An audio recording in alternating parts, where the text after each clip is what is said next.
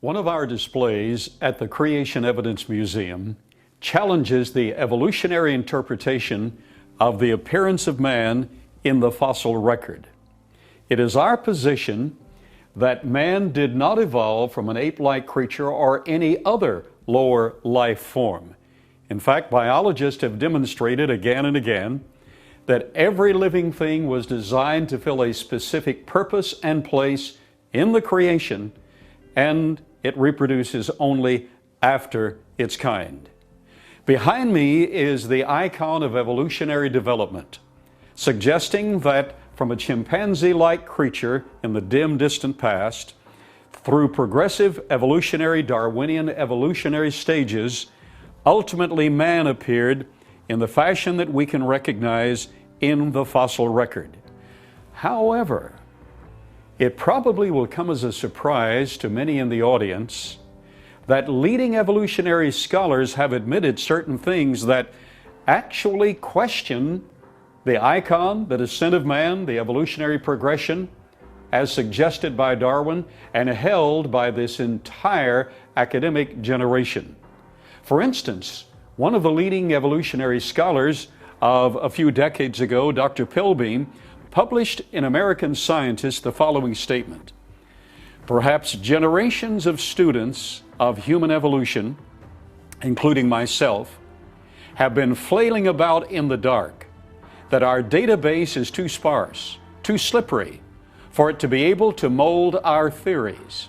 Rather, the theories are more statements about us and ideology than about the past.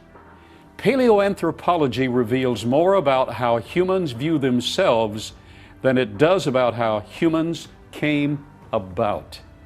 That is shocking to those who are committed to evolutionary theory and to students who really want to know the facts. In fact, published in Nature magazine, the world's most prestigious scientific journal, Dr. Halstead, an evolutionist himself, stated, "There are no actual fossils directly antecedent to man."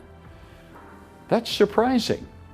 Here we have the evolutionary display used hundreds of thousands of times in publications worldwide, taking it for granted that evolution has taken place. Yet the real data show that only microevolution has taken place. That is, evolution that occurs within genetic boundaries using the genetic information that is already in place. That's microevolution. But the ideology of evolutionary development suggests that perhaps over long periods of time, you can have an accretion of information, even though it has never been demonstrated in the laboratory, after billions of dollars have been spent worldwide over long decades of time. There never has been a demonstration that you can increase the genetic information. You can only isolate it in specific areas. So, the real truth is there are no actual fossils directly antecedent to man. So let's sum this up.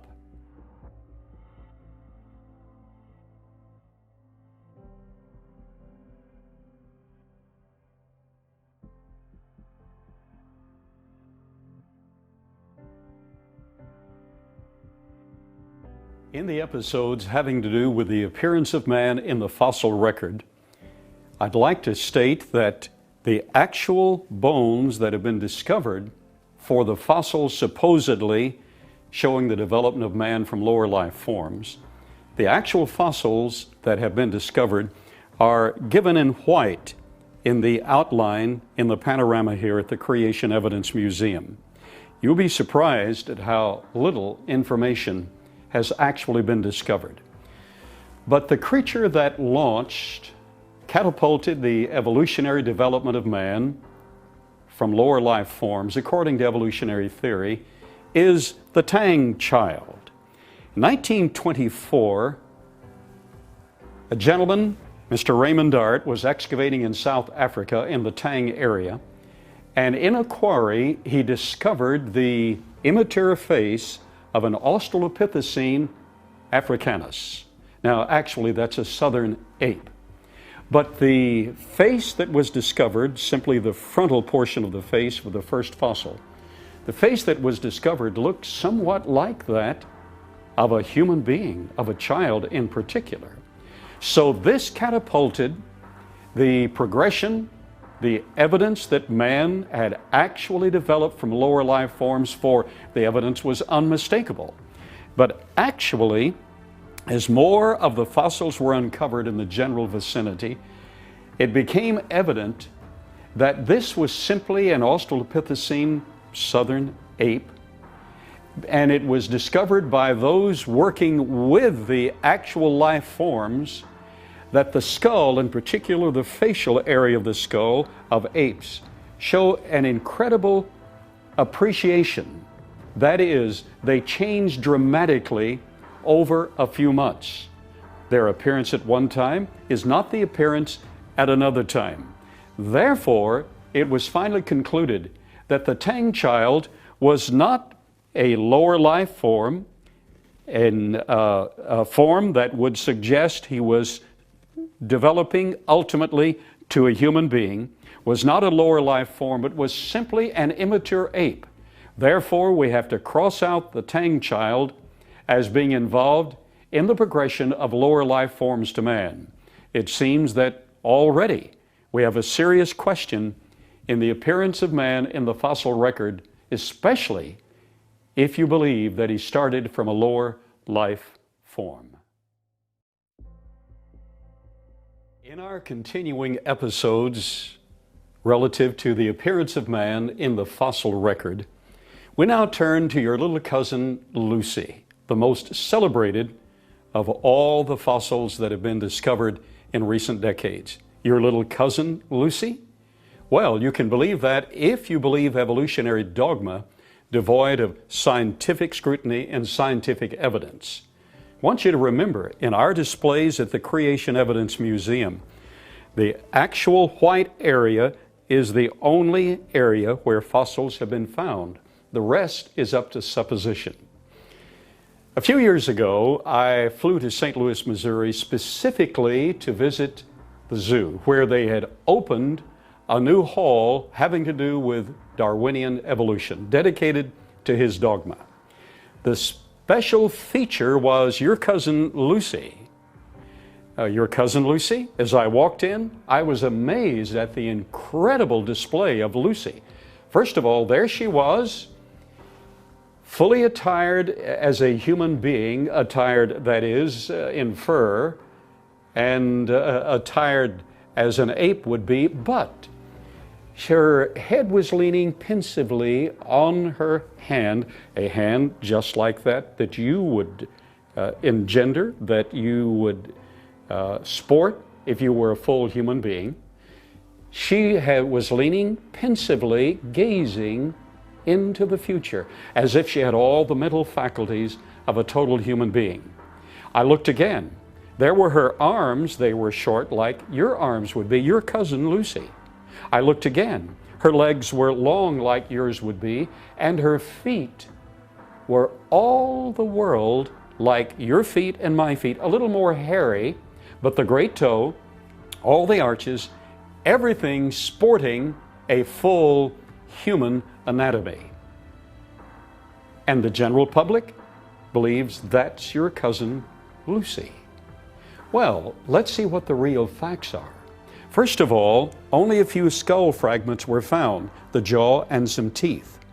The arms that were found were long arms like that of a chimpanzee, an orangutan, or an ape, not short arms as publicly postured there in the special hall.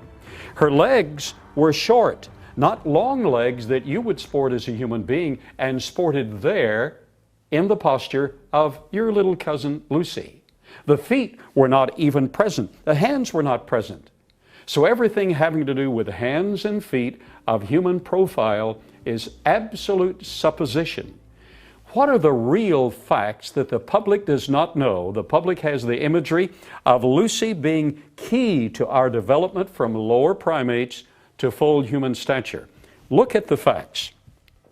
One of the most famous Australopithecus afarensis fossils, that's Lucy, was discovered by Donald Johansen in 1975 at Hadar, Ethiopia. First touted as being ancestral to man, it is now recognized by the scholars involved in this research. It is now recognized that her massive V-shaped jaws are in full contrast to man and totally identical to that of lower primates. In addition to that, when more fossils were found in the vicinity showing hands and showing feet, the hands were curved, the fingers were curved for climbing. They were not human hands at all. The feet were additional hands with a thumb, not the great toe as human beings have. Actually, leading scholars have reported that the talus in the foot of other Australopithecus afarensis fossils, similar to, some identical to Lucy, had the talus, which is forward in the human foot, turned backward like it is in the gorilla, the orangutan, the ape, and the chimpanzee. In other words, there's nothing to really suggest she could walk upright for any distance, nothing to suggest that she was human in profile. She is simply another ape. And only do we have kinds producing kinds from the original genetic information. Technically, Lucy is crossed out of the profile from lower life forms developing to man, and yet the general public does not know this information. But at the Creation Evidence Museum, we give you the facts. And what we really now conclude is we have crossed out the Tang child, we have crossed out Lucy, so we have no catapulting start for man to have developed from lower life forms. In our continuing episodes relative to the appearance of man in the fossil record, we now come to the famous Ramapithecus. We have in previous episodes seen that the launching pad, the Tang child, turned out to simply be an immature ape. We've seen that little cousin Lucy turned out to be an Australopithecine ape-like creature that in no way resembled man. Her arms were long, her legs were short, her fingers were curled, and her toes had to do with climbing, not with forward locomotion. Even the talus necessary for forward locomotion was turned backward, like it is in the apes and the gorillas. So we've crossed out the first two that are major catapulting influences to suggest that man evolved from lower life forms. But now we come to Ramapithecus, first touted as being in the evolutionary line. Additional skeletons were found, and when you compare those to the lower primates, you find the similarities absolutely striking. You find the face profile being simian, that is having to do with the apes.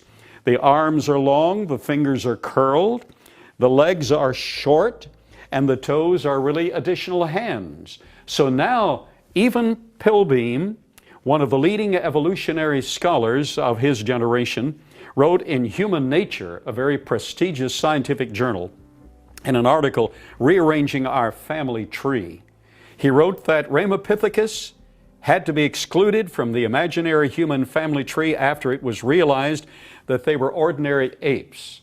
And he incidentally and perhaps accidentally used the phrase imaginary family tree, because there is no actual evidence, there is no fossil directly antecedent to man in the fossil record. The lower primates continue to appear as lower primates. Man continues to be man. As we continue the episodes relative to the appearance of man in the fossil record, we now turn our attention to the Nebraska man. In 1922, America's leading paleoanthropologist, Dr. Henry Fairfield Osborn of the American Museum of Natural History, announced to the academic world that geologist Harold Cook had made a major discovery excavating in a gravel bed in western Nebraska. He had found a tooth. Now remember, a single tooth. And in our illustrations, what is in white is what was actually discovered. He had found a tooth, an incredible tooth. Now, the tooth had the profile of a molar of an ape, yet it had the profile suggesting the molar of a human being. It really had characteristics of both. So here we have a new name, a new genus suggested, Hesperopithecus haroldcookii. And the illustration is given of a profile walking fully upright, short arms, long legs, indicative of being relatively human in stature, quite hairy, but really the leading Western Hemisphere evidence suggesting that man developed from a lower life form. In fact, that same year in June 1922, the London Illustrated News ran a special Sunday edition with a sketch, all from a single tooth, with a sketch of an adult Hesperopithecus haroldcookii. Had a club, he was a bit stooped over and a bit hairy, but obviously pre-human. Nearby was his bride, or the lady, pulling up grubs. Nearby was the offspring, a child. In the background was a fence that had been erected by Hesperopithecus haroldcookii, the Nebraska man, the man that had developed from apes. He had built a fence. He had domesticated horses, camels, and other forms, all of that evidence from a single tooth. In 1925, in the famous Scopes evolution trial in Dayton, Tennessee, Clarence Darrow, the atheistic attorney for the evolutionary side, used that tooth by suggestion. He wouldn't show it to William Jennings Bryan, the champion for creation, but he said, here it is, explain it. Bryan said, well, I haven't studied it, haven't seen it. Well, explain it. You must explain it, because here we have the best evidence in the Western Hemisphere showing that man developed from an ape-like creature. So you're going to have to answer this. Ultimately, it was that tooth that got evolution into the public school system in the United States, and the evolutionary profile worldwide followed. But in 1927, Harold Cook, the geologist, went back to his excavation site, found the rest of the skeleton, the complete jaw minus one tooth, the head, the vertebrae, the appendages, the whole skeleton. Now tell me, was it an ape developing to a man, or was it a human being with some of the reflections of physical characteristics of lower primates and of apes? Neither. He found the full skeletal remains, and it was peccary, a pig. That's astounding. An extinct pig was literally the best evidence in the Western Hemisphere suggesting that man had developed from a lower life form. A pig, not even related. And then in 1972, a herd of these pigs have been found in Paraguay, Prosthenops. Do you realize that a single tooth, having nothing to do with the apes, the simians, having nothing to do with man, but a pig's tooth, actually got evolution introduced into the public profile of the educational system? Some decades ago, I made special arrangements, and we were able to acquire one of the teeth of the Nebraska man. Not the original tooth, but a tooth from the same jaw. This came from the original Nebraska man. If you look closely, you'll see that it does resemble the molar of an ape, but it also has a general profile of the molar of a human being. What this states is, throughout the created kinds, there are mosaics. There are forms that work. This has nothing to do with evolution. It has everything to do with deception and delusion. Nebraska man has to be crossed off along with Ramapithecus, along with Lucy, along with the Tang child. We have no evidence supporting a base to catapult simians, lower life forms, into human profile.